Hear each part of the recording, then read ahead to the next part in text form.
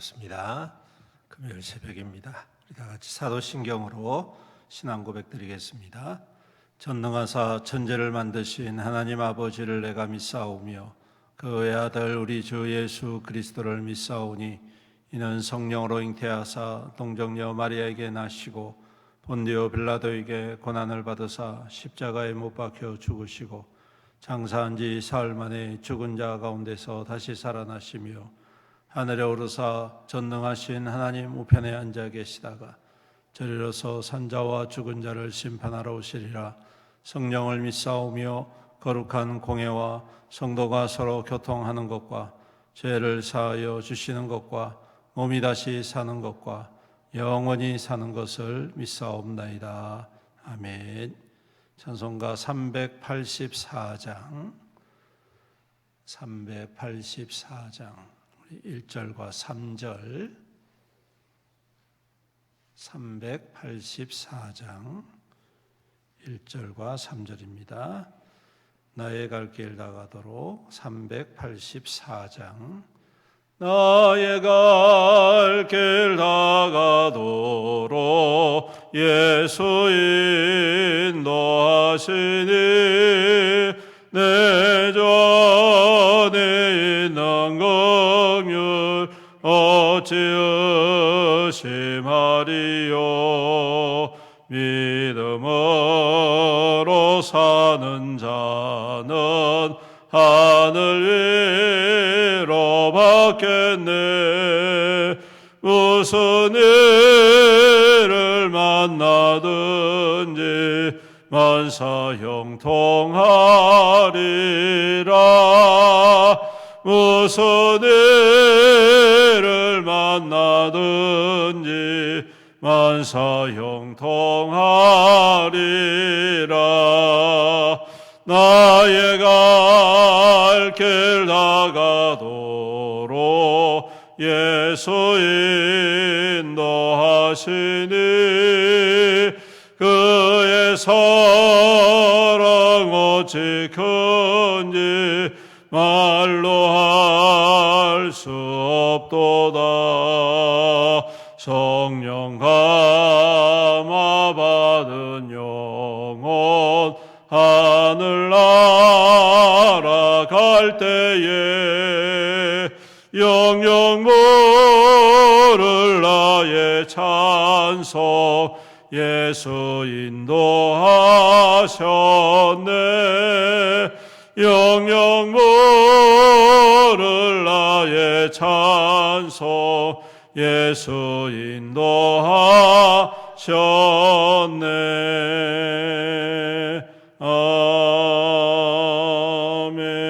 아멘. 하나님 말씀 사무엘하 17장 말씀입니다.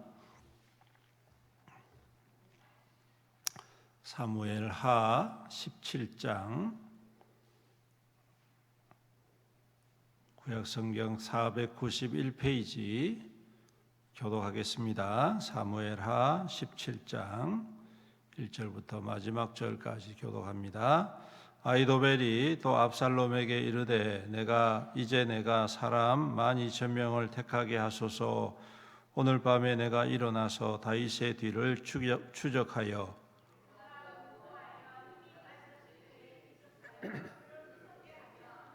또 함께 있는 모든 백성이 도망하리니 내가 다윗 왕만 쳐 죽이고 모든 백성이 당신께 돌아오게 하리니 모든 사람이 돌아오기는 왕이 찾는 이 사람에게 달렸음이라. 그리하면 모든 백성이 평안하리이다 하니 압살롬과 이스라엘 장로들이 다 그 말을 옳게 여기 압살롬이 이르되 아렉 사람 후세도 부르라. 우리가 이제 그의 말도 듣자 하니라. 후세가 압살롬에게 이르매 압살롬이 그에게 이르되 우리가 그의 말대로 행하라. 그렇지 아니하거든 너는 말하라.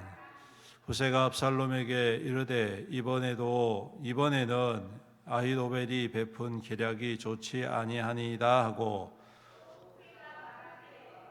아시거니와 우리 아버지와 그의 추종자들은 그들은 들에 있는 곰이 있는 새끼를 같이 격분하였고 왕에 붙이는 전쟁에 익숙한 사람인지 백성과 함께 자지 아니하고 지금 그가 어느 굴에나 어느 곳에 숨어 있으리니 혹 무리 중에 몇이 먼저 엎드려지면 그 소문을 듣고 소문을 듣는 자가 말하기를 압살롬을 따르는 자 가운데서 패함을 당하였다 할지라. 비록 그가 사자 같은 마음을 가진 용사의 아들일지라 낙심하리. 이는 이스라엘 무리가 아버지의 영웅이요 그의 추종되는 용사인 줄 알고 나는 이렇게 계략을 세웠나이다. 온 이스라엘을 단부터 부엘세바까지 바닷가의 많은 모래같이 당신께로 모으고 친히 전장에 나가시고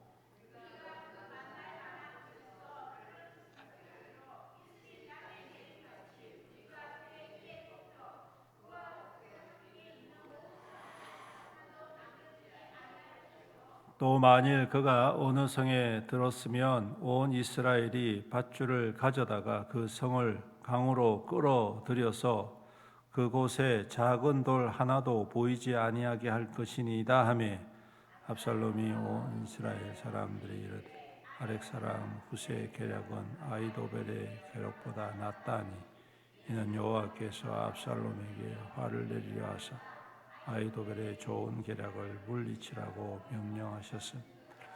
이에 후세가 사독과 아비아달 두 제사장에게 이르되 아히도벨이 압살롬과 이스라엘 장로들에게 이러이러하게 계략을 세웠고 나도 이러이러하게 계략을 세웠으니 이제 너희는 빨리 사람을 보내 다윗에게 말하기를 오늘 밤에 광야 나룻에서 자지 말고 이 왕과 그를 따르는 모든 백성이 몰사할까 하노라. 그때에 요나단과 아히마스가 사람이 볼까 두려워하여 감히 성에 들어가지 못하고 에누로겔가에 머물고 어떤 요종은 그들에게 나와서 말하고 그들은 가서 다윗 왕에게 알리더니 한 청년이 그들을 보고 압살롬에게 알리니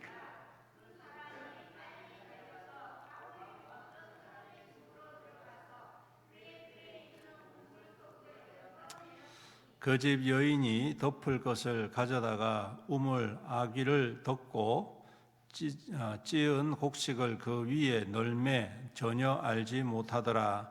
압살롬의 종들이 그 집에 와서 여호와에게 묻되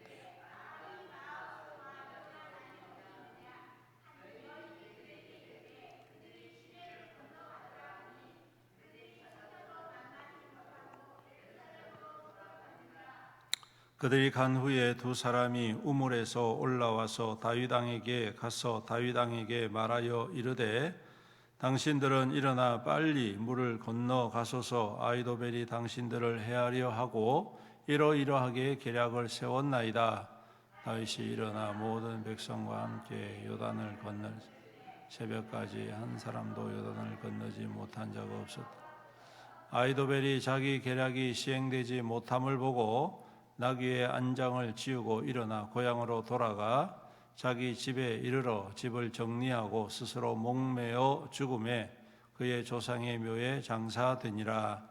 이에 다윗은 바하나임에 이르고 압살롬은 모든 이스라엘과 함께 요단을 건너 압살롬이 아마사로 요압을 대신하여 군 지휘관으로 삼으니라. 아마사는 이스라엘 사람 이드라라 하는 자의 아들이라. 이드라가 나하스의 딸 아비갈과 동침하여 그를 낳았으며 아비갈은 요압의 어머니 수리아의 동생이더라. 다윗이 마하나임에 이르렀을 때에 암몬 족속에게 속한 랍바 사람 나하스의 아들 소비와 로데발 사람 암미엘의 아들 마길과 로글림 길르앗 사람 바르실레가 침상과 대야와 질그릇과 밀과 보리와 밀가루와 볶은 곡식과 콩과 털과 다 같이 읽습니다. 꿀과 버터와 양과 치즈를 가져다가 다윗과 그와 함께한 백성에게 목회하였으니 이는 그들 생각에 백성이 들에서 시장하고 고나고 목마르겠다 함이더라. 아멘. 잘 지내셨습니까? 저도 잘 다녀왔습니다. 오늘 말씀은 이제 아이도벨의 계략이 무너지고 후세의 계략이 세워지는 그런 과정들, 그리고 이 압살롬 반역에서 어떻게 보면 하나의 전환점이라고 할까요? 승승장구하던 압살롬이 피할 수밖에 없었던 하나의 전환점이 되어지는 사건을 기록을 하고 있습니다. 16장 23절에 보면 아이도벨의 베푼 계략은 하나님의 말씀과도 같았다. 그래서 그가 말하는 모든 것들이 그대로 이루어졌다라고 성경이 말씀을 하고 있습니다. 다윗도 그렇고 압살롬도 그렇고 그만큼 아이도벨을 신뢰했고, 아이도벨의 말이라면 반드시 따르는 아주 지략이 뛰어난 사람이었다는 것을 알 수가 있습니다. 그리고 이 아이도벨이 압살롬에게 자기가 직접 가서 다윗의 생명을 빼앗아 오겠다. 지금 가야지 다윗이 지쳐 있을 이때에 가게 되면 다윗만 죽이면 된다. 나머지 사람들은 다 놀라서 도망갈 것이고, 그러면 홀로 남은 다윗만 잡아서 죽이면 모든 것이 완성된다 라고 이야기를 합니다. 그의 계략은 아주 정확한 것이었습니다. 다윗은 지쳐 있었고, 그를 따르는 사람들 또한 지쳐서 더 이상 어떻게 할 수 없는, 어떻게 보면 굉장히 낙심한 가운데에 머무르고 있었던 것을 우리는 알 수가 있습니다. 그래서 이 아이도벨이 군사들을 이끌고 가서 기습을 하게 되면 겁을 먹은 따르는 사람들은 다 도망했을 것이고, 꼼짝없이 다윗은 죽임을 당해야 했었을 것이다 라는 것입니다. 그런데 후세에게 탓이 묻습니다. 이건 참 놀라운 일입니다. 앞서 16장 23절에 아이도벨의 베푼 계략이 하나님의 말씀과도 같았다라고 말하면서도 다시 후세를 불러서 후세의 의견을 묻는 것이죠. 그리고 결국에는 후세가 제안한 그 계략을 선택을 하고, 그리고 그 선택은 아주 압살롬에게 있어서는 패배, 이 모반에 이제 완전히 분위기가 바뀌어지는 그러한 전환점이 되어지는 것이죠. 왜 그랬을까? 하나님의 말씀처럼 여겼던 아히도벨의 계략이 아닌 후세의 말을 들었던 이유, 아주 간단하게 성경은 이렇게 설명을 하고 있습니다. 14절에 여호와께서 압살롬에게 화를 내리려 하사 아히도벨의 좋은 계략을 물리치라고 명령하셨음이더라. 너무 간단합니다. 오늘 압살롬의 모든 반역 사건이 여기에서부터 완전히 분위기가 바뀌어버리고 모든 것이 역전되어지는 상황이 시작되어지는 것이죠. 오늘 하나님께서 다윗에게 이와 같은 은혜를 베풀어 주셨다는 것입니다. 오늘 다윗은 예루살렘을 갑자기 떠나버립니다. 여러분 생각해 보십시오. 왕이 수도를 버리고 떠난다는 것은, 이것은 어떻게 보면 백성의 입장에서 보면 더 이상 그는 왕이 아니다 이렇게 말할 수밖에 없습니다. 우리 조선시대에도 그런 일이 몇 번 있었죠. 임진왜란 때도 왕이 수도를 버리고 한양을 버리고 도망가 버리고, 또 병자호란 때도 왕이 수도를 버리고 도망가 버리고, 이런 일들이 몇 번 있었습니다. 그렇게 되면 이 왕권이 굉장히 치명타를 입습니다. 그 이후에 온 이 신하들이나 백성들이 그 왕에 대해서 불안해하고 그 왕에 대해서 불신하는, 그렇게 되는 경우들이 많이 있습니다. 왜 그렇게 다윗이 그걸 몰랐을 리가 없는데 왜 그렇게 했을까? 그 이유는 바로 예루살렘에서 전쟁의 피가 없기를 원했던 것이죠. 예루살렘이 어떤 성입니까? 장차 하나님의 성전이 세워져야 할 곳입니다. 그렇죠? 그렇기 때문에 그곳에 사람들의 내전으로 인하여서 피바다가 되고 억울한 사람들이 죽어나가고, 말 그대로 그 예루살렘 성이 이 내전 때문에, 이 반역 사건 때문에 얼마나 많은 사람들이 죽어나가겠습니까? 만약에 다윗이 그 성읍에 계속 있었다면 그런 일은 자명해 보입니다. 엄청난 많은 사람들이 살육을 당했을 것이고 전쟁의 피가 예루살렘에 가득 넘쳤을 것입니다. 그러면 더 이상 그 예루살렘은 하나님의 거룩한 성이 아니라는 것이죠. 그렇기에 그는 예루살렘을 버려두고 딴 곳으로 피하게 되는 것입니다. 그곳만큼은 피 흘리지 않기 위해서, 그곳에서만큼은 사람의 그러한 전쟁과 다툼과 분쟁으로 인하여서 하나님의 영광을 가리우지 않기 위하여 그가 그곳을 버려두고 떠나게 될 때 이후에 하나님께서 개입하고 계시는, 하나님께서 역사하시는 것이죠. 그 마음을 아시고 그에게 은혜를 베풀어 주시는 것입니다. 또한 두 번째 이유가 뭔지 아십니까? 우리가 기억할지 모르겠지만 15장 31절에 보시면 아히도벨이 압살롬에게 붙었다는 소식을 듣고 다윗이 뭐라고 이야기하느냐면 하나님께 기도합니다. 어떻게 기도하느냐 하면 하나님, 아히도벨의 계략을 패하여 주십시오. 15장에 보시면 그렇게 기록을 하고 있습니다. 반역 사건이 일어났다는 소식을 들었습니다. 그리고 그 반역 사건의 전략가가 누구냐 물었을 때 아히도벨이라고 합니다. 큰일 났습니다. 아히도벨은 아주 지혜롭고 명석한 사람이기에 그가 짜는 전략은 100% 맞는 것이죠.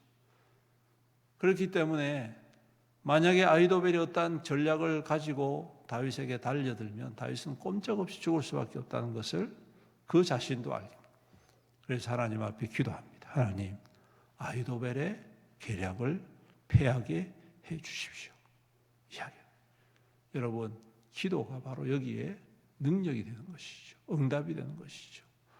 오늘 이 압살롬이 시작한 이 반역 사건에 이와 같이 처음에 잘 되다가 갑작스럽게 분위기가 바뀌고 패배의 짙은 그림자가 드리워진 두 번째 이유는 바로 다윗의 기도의 응답이었다.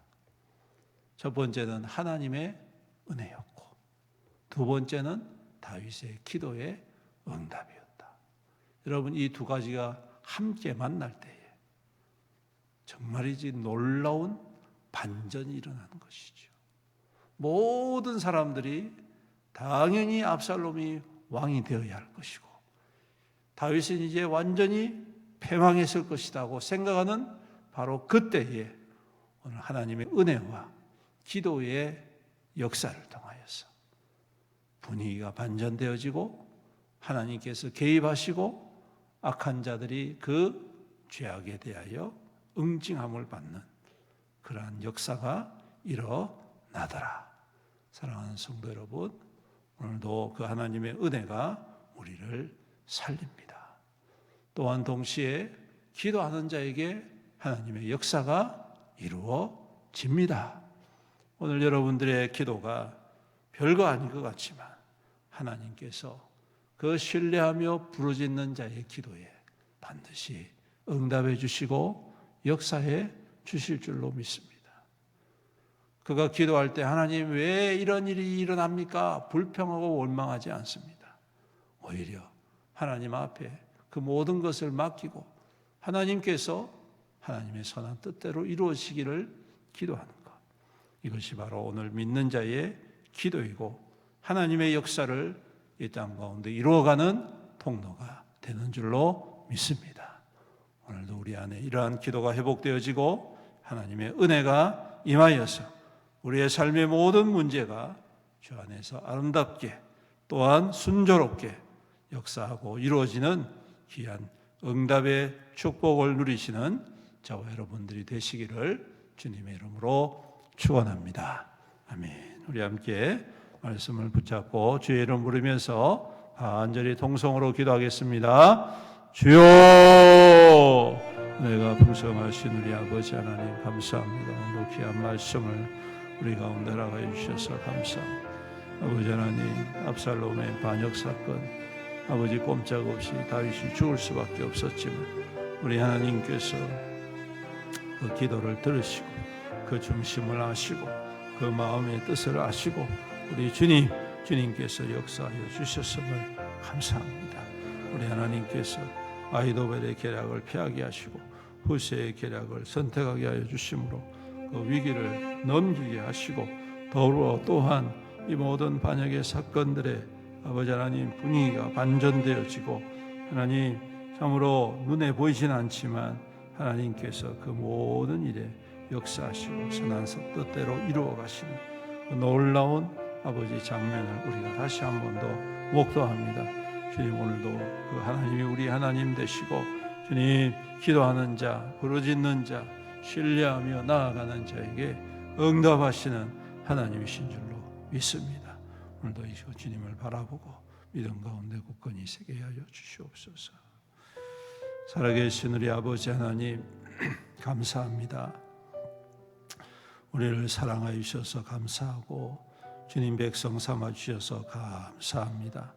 오늘도 주님과 함께 동행하고 주님 뜻 안에 머물고 주님의 영광을 위하여 힘있게 살아가는 우리 믿음의 모든 성도들에게 축복하여 주시옵소서.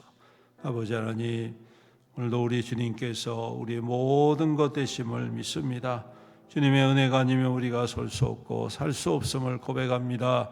우리 하나님께서 앞서 행하여 주시고 또한 기도하고 부르짖는 자에게 응답하시는 하나님이심을 믿습니다.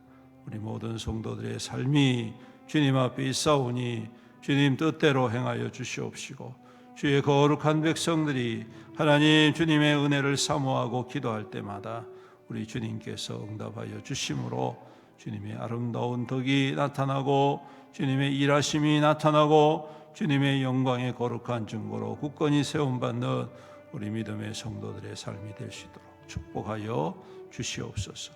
오늘도 우리 모든 성도들 주님께서 눈동자와 같이 보호하시고 주님의 날개 아래 품어 주님 하나님 그 은혜 가운데 충만한 삶을 살아가게 하여 주시옵소서. 또한 연약한 성도들 우리 주님께서 위로하시고 능력의 손으로 안수하여 주심으로 치유하시며 회복하여 주시옵소서. 아버지 하나님, 교회를 또한 축복하여 주시옵시고 그리스도의 십자가의 은혜가 날마다 충만하여 능력과 생명의 은혜가 주님 가득 넘치는 귀한 교회가 되게 하여 주시옵소서. 그래야 하나님 죽어가는 영혼들을 살리고 회복하고 구원의 기쁨을 함께 풍성히 누리는 우리 교회가 될 수 있도록 은혜를 다하여 주시옵소서. 주님, 또한 부활주일을 앞두고 있습니다. 이번 주일은 성찬식을 거행을 합니다. 다음 주간은 고난주간이 시작되어집니다. 우리 하나님이 모든 사역에 함께하여 주시옵시고 온 성도가 집중하고 하나 되어져서 그리스도의 귀한 고난과 또 부활과 생명의 기쁨을 풍성히 누리는 귀한 시간 되게 은혜 베풀어 주옵소서. 또한 바제를 앞두고 있습니다. 지역을 섬기며 많은 사람들에게 그리스도의 사랑을 나누는 귀한 시간이 되게 하여 주시옵시고 또한 바제를 통하여 복음의 역사가 일어나 믿지 아니하는 이들이 주님께로 돌아오는 귀한 통로가 되게 하여 주시옵소서. 또한 주님 단기 선교로 몽골 선교를 지금 위해서 기도하고 준비하고 있습니다. 우리 모든 팀원들을 축복해 주시옵시고 온 성도들 함께 기도로 또한 물질로 잘 섬김으로 말미암아 참으로 그 땅에도 몽골 땅에도 하나님의 복음의 부흥이 나타나고 영혼 구원의 기쁨이 하나님의 역사가 일어나는 귀한 사역이 될 수 있도록 은혜 더하여 주시옵소서. 우리 주님, 오늘도 우리와 함께 하실 주님을 신뢰합니다. 주님과 함께 동행하고 주님 뜻대로 힘있게 살아가게 하여 주시옵소서. 감사드리며 우리 구주 예수님의 이름으로 기도드리옵나이다. 아멘. 우리 다시 한 번 더 주님의 이름 부르면서 간절히 기도하시다가 돌아가시겠습니다. 기도하겠습니다. 주여, 아버지.